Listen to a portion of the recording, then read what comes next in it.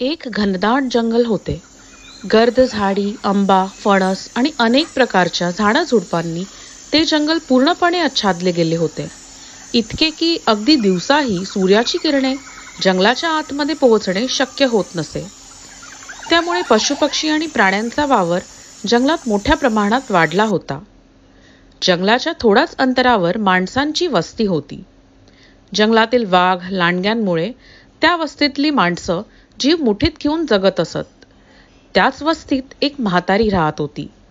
तिच्या मुलीचं लग्न झाल्यापासून ती एकटीच राहत होती. तिला आपल्या मुलीची खूप आठवण यायची. म्हाताऱ्या आजीबाईने एक दिवस आपल्या लेकीकडे जाऊन तिला भेटायचं ठरवले. पण अडचण होती की तिच्या लेकीचं घर होतं जंगलाच्या पलीकडे. लेकीला भेटण्यासाठी तिला जंगलाच्या वाटेने जावं लागत असे. पण म्हातारी धीट होती. तिने आपल्या लेकीला भेटायचा निश्चय केला आणि न घाबरता ती भयानक जंगलाच्या दिशेने लेकीला भेटायला निघाली. झप झप पावलं टाकत म्हातारी चालत होती. वाटेत तिला भेटला एक लांडगा. तो म्हणाला, "ए म्हातारे, भूक लागली मला, मी खातो आता तुला."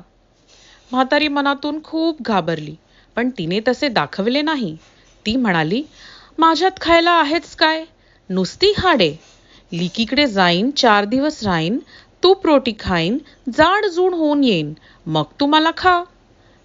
लांडगा म्हणाला, "तू बोलत तर खरं आहेस, पण लवकर ये हं, मी वाट पाहीन तुझी." म्हातारी म्हणाली, "अगदी खरं." लांडग्याने तिला जाऊन दिलं. म्हातारी पुढे निघाली. मग तिला भेटला एक वाघ. तो म्हणाला, "म्हातारे, खातो आता तुला." म्हातारी म्हणाली, "वाघोबा, माझ्यात खायला आहेच काय, नुसती हाडे. लेकीकडे जाईन, 4 दिवस राहीन, तूप रोटी खाईन, जाडजूड होऊन येईन, मग मला खा." वाघ म्हणाला, "बरं बरं, पण लवकर परत ये हो." म्हातारी म्हणाली, "अगदी खरं." वाघाने तिला जाऊ दिलं. म्हातारी लेकीकडे गेली.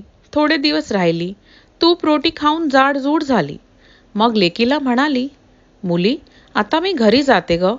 लेक म्हणाली, "आई, आणखी 4 दिवस राहा ना." म्हातारी म्हणाली, "नको ग बाई, जंगलात लांडगा माझी वाट बघतोय, वाघ माझी वाट बघतोय." मुलीला आईची काळजी समजली.